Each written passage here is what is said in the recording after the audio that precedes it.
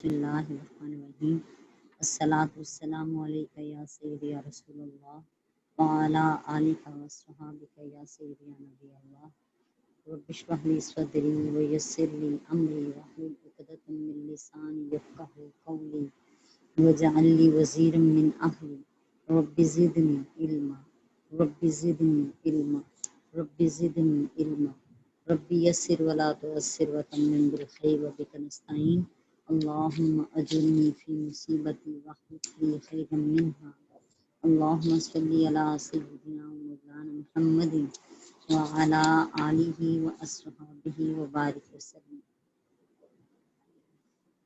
کل بھی ہمارے نیٹ کا کوئی مسئلہ ہوا جس سے کچھ تھوڑا سا اینڈ کے جو ہیں ریکارڈنگ نہیں ہو سکی، ریکارڈنگ بھیج دی گئی ہے سب کی طرف، تو اس کا جو کچھ حصہ تھوڑا سا رہ گیا اس میں سے کچھ آپ کو بیان کر دیتے ہیں تاکہ کچھ مس نہ ہو۔ جی ہم نے یہ پڑھا تھا کہ جو اللہ کی راہ میں قتل کیے جاتے ہیں ان کو مردہ نہ کہو بلکہ وہ زندہ ہیں، لیکن تم کو اس کا شعور نہیں ہے۔ تو یہاں پہ قبر میں حیات کی ایک قسم ہے برزخی حیات۔ یہ حیات ہر مومن اور کافر کو حاصل ہے۔ دو چیزوں کے درمیان حد اور حجاب کو برزخ کہتے ہیں۔ یہاں برزخ سے مراد موت سے لے کر قیامت تک کا وقت ہے۔ سورہ المؤمنون کی آیت نمبر 100 میں بیان کیا گیا ہے کہ ان کے آگے اس دن تک ایک حجاب ہے جس دن میں وہ اٹھائے جائیں گے۔ اور آیہ کریمہ میں بھی برزخن کا لفظ استعمال کیا گیا، وَمِن وَرَائِهِمْ بَرْزَخٌ إِلَىٰ يَوْمِ يُبْعَثُونَ۔ حیات برزخی پر دلیل یہ ہے کہ کافروں اور فاسقوں پر قبر میں عذاب ہوتا ہے اور جو نیک مسلمان ہیں ان کو قبروں میں ثواب پہنچایا جاتا ہے۔ اولیاء اللہ کو قبر میں جسمانی حیات حاصل ہوتی ہے۔ اس پر دلیل یہ ہے کہ امام ترمذی حضرت ابو ہریرہ رضی اللہ تعالیٰ عنہ سے روایت کرتے ہیں کہ بندہ مومن جب فرشتوں کے سوال کا صحیح جواب دے دیتا ہے تو اس کی قبر کو 70 گز تک وسیع کر دیا جاتا ہے اور فرشتے اس سے کہتے ہیں کہ اس دلہن کی طرح سو جاؤ جس کو اس کے محبوب کے سوا کوئی بیدار نہیں کرتا، حتیٰ کہ قیامت کے دن اللہ تعالیٰ اس کو اس قبر سے اٹھائے گا۔ شہداء کی حیات بھی جسمانی ہے، جیسے کہ سورہ آل عمران کی آیت نمبر 170 میں اس کا تذکرہ ہے۔ شہداء کو رزق بھی دیا جاتا ہے، اور سورہ بقرہ کی اس آیت میں بھی جو بھی ہم نے پڑھی ہے کہ تم ان کی حیات کا شعور نہیں رکھتے، یعنی تم اپنے حواس سے ان کی زندگی کا ادراک نہیں کر سکتے، اس لیے جو ہے ہمیں اس چیز کا احساس نہیں ہے، پتہ نہیں چلتا۔ اللہ تعالیٰ سب سے بہتر جاننے والے ہیں۔ حضرت ابو موسیٰ اشعری رضی اللہ تعالیٰ عنہ بیان کرتے ہیں کہ نبی کریم علیہ السلام کی خدمت میں ایک اعرابی نے حاضر ہو کر کہا، یا رسول اللہ صلی اللہ علیہ وسلم، ایک شخص مال غنیمت کے لیے یا ناموری کے لیے یا اظہار شجاعت کے لیے لڑتا ہے تو ان میں سے اللہ کے لیے لڑنے والا کون ہے؟ رسول اللہ صلی اللہ علیہ وسلم نے فرمایا، جو شخص اللہ کے دین کی بلندی کے لیے جہاد کرے وہی در حقیقت اللہ کی راہ میں جہاد کرنے والا ہے۔ حضرت ابو ہریرہ رضی اللہ تعالیٰ عنہ بیان کرتے ہیں، امام ابن ماجہ روایت کر رہے ہیں کہ ایک شخص نے عرض کیا، یا رسول اللہ صلی اللہ علیہ وسلم، ایک شخص دنیا کو حاصل کرنے کے لیے جہاد کرتا ہے تو آپ سرکار دو عالم علیہ السلام نے فرمایا، اس کے لیے کوئی اجر نہیں ہے۔ نیت پہ ہے سب کچھ کہ وہ نیت کیا ہے ان کی۔ ایک واقعہ بھی ہے اس حوالے سے، امام مالک نے اس کو روایت کیا ہے کہ حضرت عمر بن الجموح انصاری اور حضرت عبداللہ بن عمر انصاری رضی اللہ تعالیٰ عنہما کی قبروں کو سیلاب نے اکھاڑ دیا۔ ان کی قبریں سیلاب کے قریب تھیں، یہ دونوں ایک قبر میں مدفون تھے۔ یہ دونوں جنگ احد میں شہید ہوئے تھے۔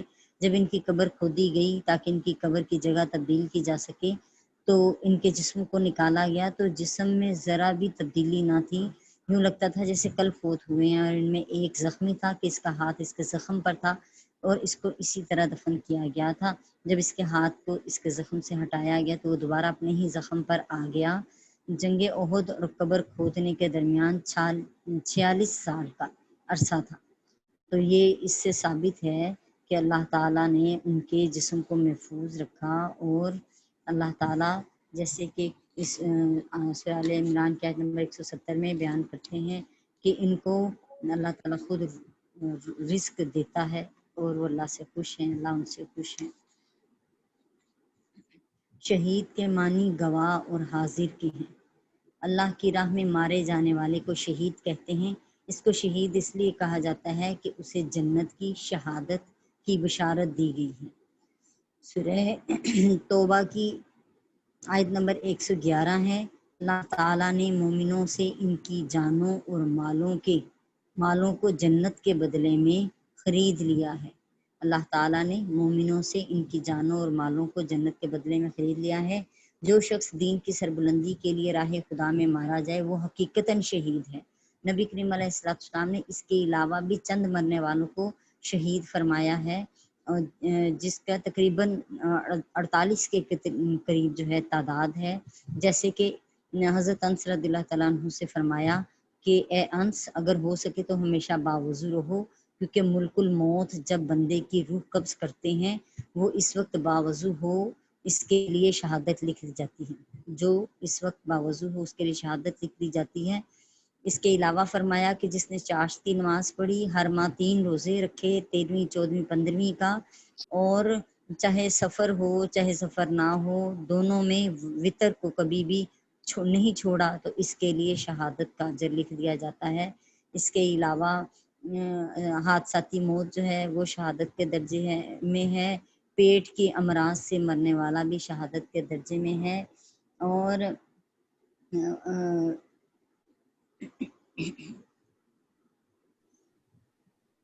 اور بھی بہت سارے ایسے ہیں جن کے حوالے سے بتایا گیا ہے کہ ان کو اجر جو ہے وہ شہید کے برابر ہی عطا کیا جاتا ہے۔ جیسے علم حاصل کرنے کے لیے نکلیں اور راستے میں موت آ جائے تو اس کے لیے بھی شہادت کا ہی درجہ ہے۔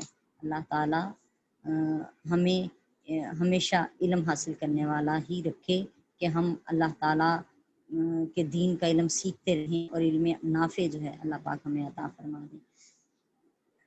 اللہ تعالیٰ ارشاد فرماتے ہیں کہ البتہ ہم تم کو کچھ خوف سے، بھوک سے اور مالوں اور جانوں اور پھلوں کے نقصان میں ضرور مبتلا کریں گے۔ تو یہ آیت نمبر 155 ہے۔ خوف سے مراد ہے دشمنوں کا خوف، بھوک سے مراد ہے قحط، مالوں کے نقصان سے مراد مویشیوں کا مر جانا، حادثاتی طور پر فصلوں کا تباہ ہو جانا، گاڑیوں کا ٹکراؤ ہو جانا، روپے پیسے کا لوٹ جانا۔ اس میں شامل ہے جانوں کے نقصان سے مراد دوستوں، رشتہ داروں کی اور ہمارے پیاروں کی موت ہے۔ ثمرات کے نقصان سے مراد اولاد کی موت ہے۔ اولاد پر ثمرات کا اطلاق جو ہے یہی مشہور ہے۔ امام ترمذی روایت کرتے ہیں کہ حضرت ابو موسیٰ اشعری رضی اللہ تعالیٰ عنہ نے بیان کیا کہ جب کسی بندے کا بچہ مر جاتا ہے تو اللہ تعالیٰ اپنے فرشتے سے فرماتا ہے تم نے میرے بندے کے بچے کی روح قبض کر لی؟ وہ کہتے ہیں ہاں۔ اللہ تعالیٰ فرماتا ہے تم نے میرے بندے کے دل کے ثمرہ پر قبضہ کر لیا؟ وہ کہتے ہیں ہاں۔ اللہ تعالیٰ فرماتا ہے میرے بندے نے اس پر کیا کہا؟ تو وہ کہتے ہیں کہ تیرے بندے نے تیری حمد کی اور کہا انا للہ و انا الیہ راجعون۔ تو اللہ تعالیٰ فرماتا ہے میرے بندے کے لیے جنت میں ایک گھر بنا دو اور اس کا نام بیت الحمد رکھو۔ اب دنیا میں لوگوں کا جو حادثاتی اور قدرتی آفات سے جانی اور مالی نقصان ہوتا ہے اس کی 2 قسمیں ہیں۔ ایک قسم تو اللہ کی طرف سے آزمائش ہے اور دوسری قسم جو ہے وہ مکافات عمل اور اس کے گناہوں کا کفارہ ہے۔ کسی شخص نے کسی دوسرے شخص کی کسی جانی اور مالی نقصان سے اس کو دوچار کیا تو وہ شخص اس پہ صبر کر لیتا ہے اور اللہ تعالیٰ اس کی طرف سے اس دوسرے شخص سے بدلہ لیتا ہے اور اس شخص کو بھی نقصان میں مبتلا کر دیتا ہے۔ بعض اوقات یہ جانی اور مالی نقصان انسان کے اپنے ہی گناہوں کا کفارے کا باعث ہوتے ہیں۔ حضرت عائشہ صدیقہ رضی اللہ تعالیٰ عنہا بیان کرتی ہیں کہ نبی کریم علیہ السلام نے فرمایا کہ مومن کو جب بھی کانٹا بھی چبھے تو یا اس سے بھی کم تکلیف ہو تو اللہ تعالیٰ اس کا ایک درجہ بلند کر دیتا ہے اور اس کا ایک گناہ مٹا دیتا ہے۔ اس چیز کا پتہ چلنا کہ آیا یہ میری آزمائش ہو رہی ہے، آنے والی جو تکلیف ہے، پریشانی ہے، مصیبت ہے، وہ میری آزمائش ہے یا میرے گناہوں کی سزا ہے۔ تو اس کے حوالے سے بزرگوں نے کہا کہ اگر تو اس تکلیف کے بعد وہ اللہ کی ذات کے قریب ہو جائے اور وہ تکلیف اسے اپنے مالک کے قربت کا باعث کر دے تو وہ تکلیف اس کے لیے آزمائش ہی تھی جس میں وہ پورا اترا، اور اگر وہ تکلیف اور وہ آزمائش سے اللہ کی یاد سے غافل کر دے اور اللہ سے دور کر دے، بدظن کر دے، تو سمجھ لینا چاہیے کہ یہ اس کے اپنے ہی گناہوں کا کی سزا ہے، جس کی وجہ سے اس کا یہ معاملہ ہوا ہے۔ اللہ تعالیٰ فرماتے ہیں سورہ شورا کی آیت نمبر 30 میں، اور جو مصیبت تمہیں پہنچی تو وہ تمہارے ہی ہاتھوں کی کمائی کے سبب پہنچی، اور وہ تمہاری بہت سی خطاؤں کو معاف فرما دیتا ہے۔ بسم اللہ الرحمن الرحیم۔ الذین اذا اصابتهم مصیبت قالوا انا للہ وانا الیہ راجعون، اور ان لوگوں پر جب کوئی مصیبت واقع ہوتی ہے تو کہتے ہیں کہ ہم خدا ہی کا مال ہیں اور اسی کی طرف ہم لوٹائے جائیں گے۔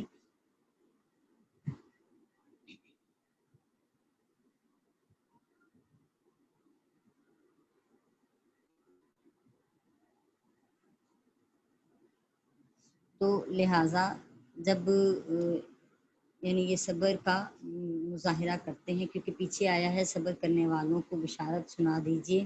صبر کے معنی ہم پچھلے کل لیکچر میں بھی بیان کر چکے ہیں، نفس کو روکنا، کسی چیز کو برداشت کرنا، حرام اور فحش کی ترغیب اور تحس کو گناہوں سے باز رکھنا۔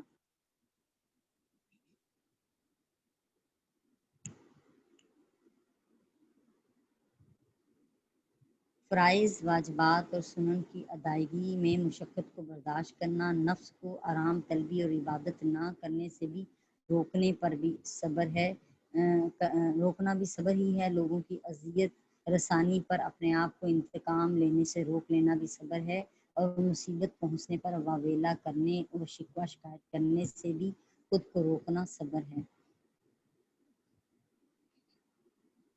حضرت ابن عباس رضی اللہ تعالیٰ عنہما بیان کرتے ہیں کہ رسول اللہ صلی اللہ علیہ وسلم نے فرمایا، میری امت کو ایک ایسی چیز دی گئی جو پہلی امتوں میں سے کسی کو نہیں دی گئی، اور وہ مصیبت کے وقت انا للہ و انا الیہ راجعون پڑھنا ہے۔ نبی کریم علیہ الصلوۃ والسلام کا چراغ بجھ گیا تو آپ صلی اللہ تعالیٰ علیہ وآلہ وسلم نے پڑھا انا للہ و انا الیہ راجعون، تو آپ سے پوچھا گیا یا رسول اللہ صلی اللہ علیہ وآلہ وسلم کیا یہ مصیبت ہے؟ آپ نے فرمایا ہاں، ہر وہ چیز جو مومن کو ایذا دے اور وہ اس کے لیے تو وہ اس کے لیے مصیبت ہی ہے، اس میں اس کے لیے اجر ہے اگر وہ یہ پڑھ لے تو۔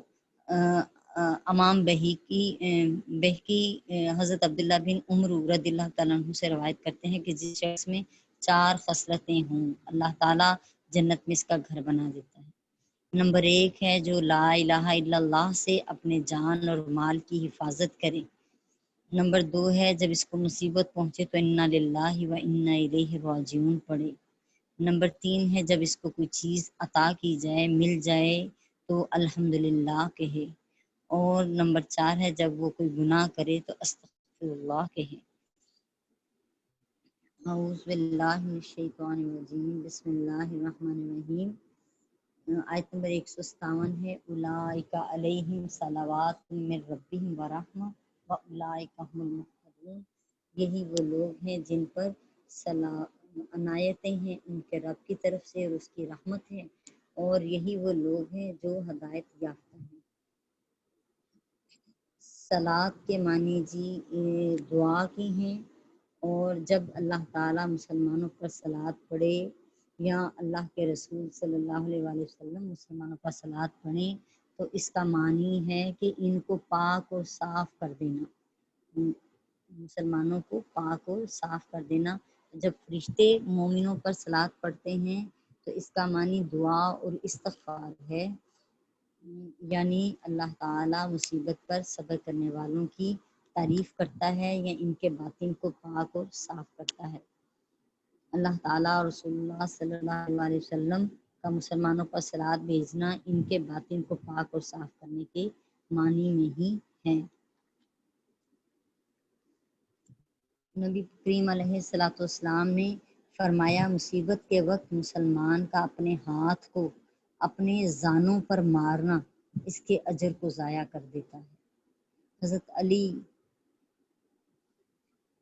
حضرت امام حسین رضی اللہ تعالیٰ عنہ نے میدان کربلا میں جانے سے پہلے اپنی بہن حضرت زینب کو یہ وصیت کی کہ اے میری معزز بہن، میں آپ کو قسم دیتا ہوں کہ جب میں اہل جفا کی تلوار سے عالم بقا میں رحلت کر جاؤں تو گریبان چاک نہ کرنا، چہرے پر خراشی نہ ڈالنا اور ویلا نہ کرنا۔ سو آپ وصیت کر گئے، پہلے ہی بتا گئے، کہہ گئے کہ اگر میں شہید ہو جاؤں تو تم لوگ اس طرح کا ماتم کا مظاہرہ نہ کرنا۔ اعوذ باللہ من الشیطان الرجیم، بسم اللہ الرحمن الرحیم۔ سو انہی لوگوں پر اللہ کی عنایتیں ہیں اور رحمت ہے، اور وہی ہدایت یافتہ ہیں، یعنی جو صبر کرنے والے ہیں، ان کے بارے میں کہا جا رہا ہے۔ اعوذ باللہ من الشیطان الرجیم، بسم اللہ الرحمن الرحیم۔ ان الصفا والمروۃ من شعائر اللہ فمن حج البیت او اعتمر فلا جناح علیہ ان یطوف بہما ومن تطوع خیرا فان اللہ شاکر علیم۔ ان بے شک صفا والمروۃ، صفا اور مروہ، من شعائر اللہ، اللہ کے نشانوں میں سے ہیں۔ فمن حجہ، جو حج کرے، البیتا، خانہ کعبہ کا، اوی تامارا، یا عمرہ کرے اس کا، فلا جناح علیہ، تو کوئی حرج نہیں اس پر، ان یطوفا، یہ کہ وہ طواف کرے، بہما، ان دونوں کا، صفا اور مروہ کا۔ وما تطوع خیرا، جو خوشی سے نیکی کرے، کوئی بھی نیکی خوشی کے ساتھ کرے، یعنی اس کو بڑھائے، فإن اللہ شاکر علیم، تو بے شک اللہ تعالیٰ بڑا ہی قدردان ہے اور خوب جاننے والا ہے۔ یہاں جی صفا اور مروہ سے مراد کعبے کے سامنے دو پہاڑیاں ہیں۔ صفا کے معنی ہے چکنا پتھر، صفا کے معنی ہے چکنا پتھر، اور مروہ کے معنی ہے سفید اور ملائم پتھر۔ حج کا لغوی معنی ہے قصد، قصد یعنی ارادہ، اور اس کا شرعی معنی ہے بیت اللہ کی زیارت کا قصد کرنا۔ زندگی میں ایک بار حج کرنا فرض ہے، جو کہ اس کے لیے شرط یہ ہے کہ وہ مسلمان ہو، آزاد ہو، اور عقل رکھتا ہو، یعنی عقل سے عاری نہ ہو، بالغ ہو، اور حج کی استطاعت رکھتا ہو، یعنی اتنا حیثیت اس کی ہو کہ پیچھے گھر والے جو ہیں وہ بھوکے نہ مریں، اور جو ہے پیچھے بھی ان کے لیے سلسلہ چلتا رہے، اور سفر کے لیے بھی جو ان کو ضرورت ہے وہ بھی پوری ہو۔ سو ایسے استطاعت رکھنے والے بندے پر حج کی فرضیت ہے۔ حج کے فرائض میں سے دو چیزیں فرائض ہیں، وقوف عرفات اور طواف زیارت۔ وقوف عرفات اور طواف زیارت جو ہیں یہ حج کے فرائض ہیں، اور حج کے واجبات ہیں جی میقات، یا اس سے پہلے احرام باندھنا۔ نمبر 2 ہے غروب آفتاب تک میدان عرفات میں رہنا۔ نمبر 3 ہے وقوف مزدلفہ۔ نمبر 4 ہے صفا اور مروہ میں دوڑنا۔ نمبر 5 ہے شیطان کو منع میں کنکریاں مارنا۔ نمبر 6 ہے سر منڈوانا یا بال کٹانا، اور غیر ملکی کے لیے طواف وداع جو ہے یہ بھی لازم ہے، اسی میں واجبات نہیں آتا ہے۔ حج میں جو ممنوع کام ہیں جن کے کرنے سے منع کیا گیا ہے وہ عمل زوجیت ہے، اور بالوں کو کاٹنا ہے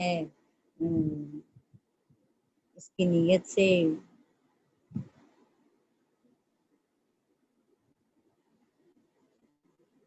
ناخن کا کاٹنا ہے، خوشبو لگانا ہے، سر اور چہرہ ڈھانپنا ہے، سلا ہوا کپڑا پہننا ہے، کسی دوسرے محرم کا سر مونڈنا ہے، یا شکار، خشکی کا شکار کرنا، یہ بھی ممنوع کاموں میں سے ہے۔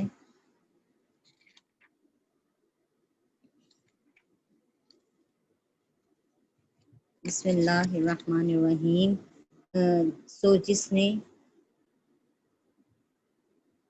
جس نے اللہ کے گھر کا حج یا عمرہ کیا، اس پر ان دونوں کا طواف یعنی سعی کرنے میں کوئی گناہ نہیں ہے۔ صفا اور مروہ میں طواف کو مسلمان دو وجہوں سے گناہ سمجھتے تھے۔ ایک وجہ یہ تھی کہ زمانہ جاہلیت میں بعض لوگ بتوں کی عبادت اور ان کی تعظیم کے لیے صفا اور مروہ میں طواف کرتے تھے، اس لیے اسلام لانے کے بعد انہوں نے اس کو عمل جاہلیت کی بنا پر گناہ سمجھا، اور بعض لوگ زمانہ جاہلیت میں صفا اور مروہ میں طواف کو گناہ سمجھتے تھے، تو انہوں نے اسلام قبول کرنے کے بعد ان میں طواف کرنے کو گناہ سمجھا۔ یہ آیت کریمہ نازل ہوئی اور بی بی عائشہ صدیقہ رضی اللہ تعالیٰ عنہا سے پوچھا گیا تو آپ نے فرمایا کہ یہ آیت انصار کے متعلق نازل ہوئی ہے۔ وہ اسلام سے پہلے منات نامی ایک بت کے لیے احرام باندھتے تھے جس کی وہ مشلل کے پاس عبادت کرتے تھے، تو جو شخص احرام باندھتا وہ صفا اور مروہ کے درمیان طواف کرنے کو گناہ سمجھتا تھا۔ جب وہ اسلام لے آئے تو انہوں نے رسول اللہ صلی اللہ علیہ وآلہ وسلم سے اس کے متعلق سوال کیا تو انہوں نے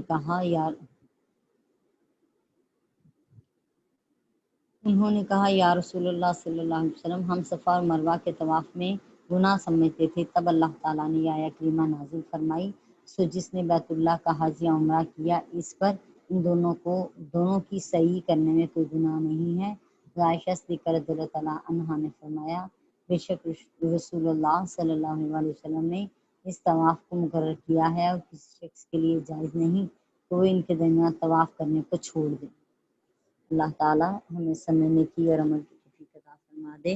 پھر اللہ پاک فرما رہے ہیں، بے شک جس نے خوشی سے کوئی نفلی نیکی کی تو بے شک اللہ جزا دینے والا اور خوب جاننے والا ہے، یعنی اللہ تعالیٰ اس کا قدردان ہے، کیونکہ قرآن و حدیث کے مطابق تطوع کا لفظ جو ہے وہ نفل پر اس کا اطلاق ہوتا ہے۔ اس سے مراد یہ ہے کہ جس نے فرض کی ادائیگی کے بعد نفلی طور پر اگر حج بڑھا لیا ہے یا عمرہ بڑھا لیا ہے یا اور نیکی کی نیت سے دیگر کام بڑھاتا ہے، نیکیاں بڑھاتا ہے، تو اللہ تعالیٰ جو ہے وہ شاکر علیم ہے کہ ان کی نیکیوں کی جزا دیتا ہے۔ اللہ تعالیٰ چھوٹی سی چھوٹی نیکی کی بھی جزا دیتا ہے اور ثواب جو ہے اس کا ثواب اللہ تعالیٰ کے علم میں ہے۔ بسم اللہ الرحمن الرحیم، ان الذین یکتمون ما انزلنا من البینات وہدی من بعد ما بیناہ للناس فی الکتاب اولئک یلعنہم اللہ ویلعنہم اللائنون، بے شک وہ لوگ جو چھپاتے ہیں جو ہم نے نازل کیا ہے من البینات کلی نشانیوں میں سے، والہدا اور ہدایت میں سے، من بعد ما بیناہ اس کے بعد کہ ہم نے اس کو واضح کر دیا، للناس لوگوں کے لیے، فی الکتابی کتاب میں، واولئک یلعنہم اللہ یہی وہ لوگ ہیں جن پر اللہ کی لعنت ہے، ویلعنہم اللائنون اور لعنت کرنے والوں کی لعنت ہے۔ ان جو لوگ ہمارے حکموں اور ہدایتوں کو جو ہم نے نازل کی ہیں کسی غرض سے، غلط غرض سے یا فاسد غرض سے چھپاتے ہیں، باوجود یہ کہ ہم نے ان لوگوں کے سمجھانے کے لیے اپنی کتاب میں کھول کھول کر اس کو بیان کر دیا ہے، ایسوں پر اللہ تعالیٰ اور تمام لعنت کرنے والوں کی لعنت ہے۔ ان دلائل اور ہدایت کو چھپانے والوں سے مراد یہود و نصارہ کے علماء ہیں، کیونکہ وہ لوگوں سے نبی کریم علیہ الصلوۃ والسلام کے نبوت اور آپ کے دین کو چھپاتے تھے، اور ان کی کتابوں میں آپ کی بعثت اور آپ کی صفات کے متعلق جو کچھ لکھا ہوا تھا اس کو بیان نہیں کرتے تھے، حالانکہ تورات اور انجیل میں یہ سب درج تھا۔ درج ہونے کے باوجود بھی جو ہے انہوں نے ساتھ نہیں دیا۔ حضرت ابن عباس رضی اللہ عنہ بیان کرتے ہیں کہ حضرت معاذ بن جبل، حضرت سعد بن معاذ اور حضرت خارجہ بن زید نے علماء یہود سے پوچھا کہ تورات میں نبی کریم علیہ السلام کے متعلق کیا لکھا ہوا ہے، تو انہوں نے ان سے چھپایا اور ان کو بتانے سے انکار کر دیا۔ اس موقع پر یہ آیت کریمہ نازل ہوئی۔ لیکن اس کا حکم عام بھی ہے کہ جو شخص بھی اللہ کے دین میں سے کسی چیز کے علم کو چھپائے وہ اس آیت کی وعید میں داخل ہے، اور لعنت کرنے والوں کا بارے میں کہ کیونکہ صحابہ اکرام نے اس کو عام ہی سمجھا تھا، سو لعنت سے مراد پڑھ لیتے ہیں ہم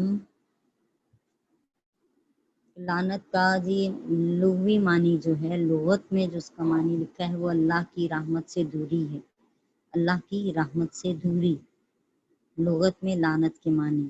اور لغت میں اس کے لعنت کے تین قسمیں اس کی بیان کی گئی ہیں۔ نمبر 1 ہے شریعت میں جس عام وصف کے ساتھ لعنت کی گئی ہو، اس وصف عام کے ساتھ لعنت کرنا، جیسے قرآن مجید میں ہے کافروں پر اللہ کی لعنت ہو، فاسقوں پر اللہ کی لعنت ہو، جھوٹوں پر اللہ کی لعنت ہو۔ اور صحیح بخاری شریف میں ہے جو مرد عورتوں کی مشاہوت اختیار کریں ان پر اللہ کی لعنت ہو، اور جو عورتیں مردوں کی مشاہوت اختیار کریں ان پر اللہ کی لعنت ہو۔ دوسرے قسم یہ ہے کہ جس شخص کی موت کفر پر قطعی طور پر ثابت ہو جائے اس پر لعنت کرنا جائز ہے، جیسے ابلیس پر، ابو لہب پر لعنت کرنا جائز ہے۔ نمبر 3 ہے جو شخص ظاہر حال کے اعتبار سے مومن ہو یا کافر ہو اور اس کا کفر پر مرنا معلوم نہ ہو، اس پر لعنت کرنا جائز نہیں ہے، کیونکہ ہو سکتا ہے کہ اللہ تعالیٰ اس کافر کو اسلام کی توفیق دے دے۔ جامع ترمذی میں ہے کہ مومن بہت لعنت کرنے والا نہیں ہوتا۔ اور صاحب نے کہا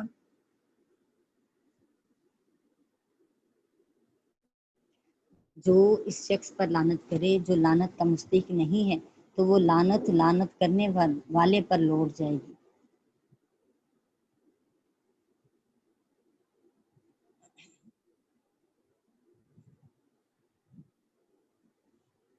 اللہ تعالیٰ کی رحمت سے دور کر دینا اور گناہ کبیرہ کرنے والے مسلمانوں پر جو کافروں پہ لعنت ہے وہ ہے اللہ کی رحمت سے بالکل دور کر دینا، اور جو گناہ کبیرہ کرنے والے مسلمانوں پر لعنت بھیجی گئی ہے اس کا معنی ہے کہ اللہ کی قربت خاص اور اس کی خصوصی رحمت اور اللہ کی رضا سے دوری۔ بعض اسلاف نے یہ کہا ہے کہ جو شخص فوت ہو گیا اس پر لعنت کرنے کا کوئی فائدہ نہیں، بلکہ نبی کریم علیہ السلام نے منع فرمایا کہ جو وفات پا جائے اس کی برائی نہ بیان کرو۔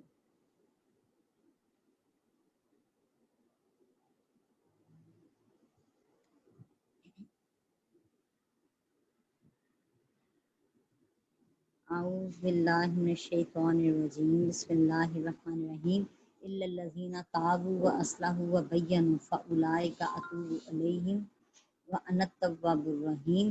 پس سوائے ان لوگوں کے جنہوں نے توبہ کر لی، واصلحوا اور انہوں نے اپنی اصلاح کر لی، وبینوا اور وہ واضح انہوں نے ظاہر کر دیا اپنے آپ کو کہ ہم سنور گئے ہیں، فاولئک اتوب علیہم، بس یہی وہ لوگ ہیں جن کو میں معاف کرتا ہوں، وَأَنَا التَّوَّابُ الرَّحِيمُ اور میں ہی بہت معاف کرنے والا اور رحم کرنے والا ہوں۔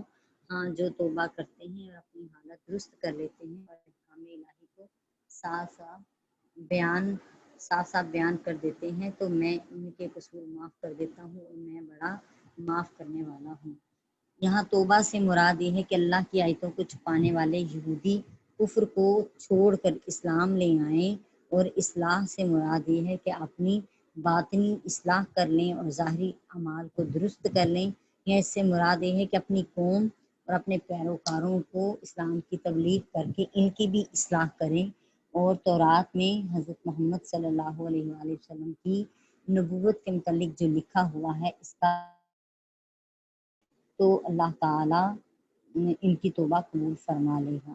اس آیت سے یہ معلوم ہوا کہ توبہ کے قبول ہونے کی شرط یہ ہے کہ جس برائی سے توبہ کی ہے اس کو چھوڑ دیا جائے اور اس برائی کی تلافی کی جائے، کیونکہ یہود کی برائی یہ تھی کہ وہ نبی کریم علیہ السلام کی صفات کو چھپاتے تھے، تو ان کی توبہ قبول کرنے کی یہ شرط بیان کی گئی کہ وہ اپنی اصلاح کریں، یعنی آپ کی صفات چھپانے کو چھوڑ کر اسلام قبول کر لیں اور چھپائی ہوئی صفات کو لوگوں میں بیان کریں، اور یہ پچھلی برائی کی تلافی ہے۔ اس لیے اب کوئی قادیانی مسلمان ہو تو اس پر لازم ہے کہ مرزا کے دعوی نبوت سے برات کا اعلان کرے اور اس کے کفر کا اقرار کرے، اور کوئی عیسائی مسلمان ہو تو وہ حضرت عیسیٰ علیہ السلام کے بندہ ہونے اور رسول ہونے کا اقرار کرے اور ان کے خدا ہونے کی نفی کرے۔ اور اسی طرح جو مسلمان جس گناہ سے توبہ کرے دوبارہ اس گناہ کا ارتکاب نہ کرے اور اس کی جو تلافی ممکن ہو وہ تلافی کرے۔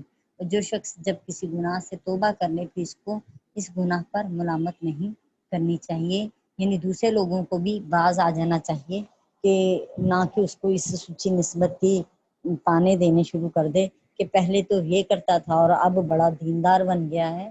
اللہ تعالیٰ جس کو معاف کر دے اس سے بڑھ کر اور کیا معافی ہے۔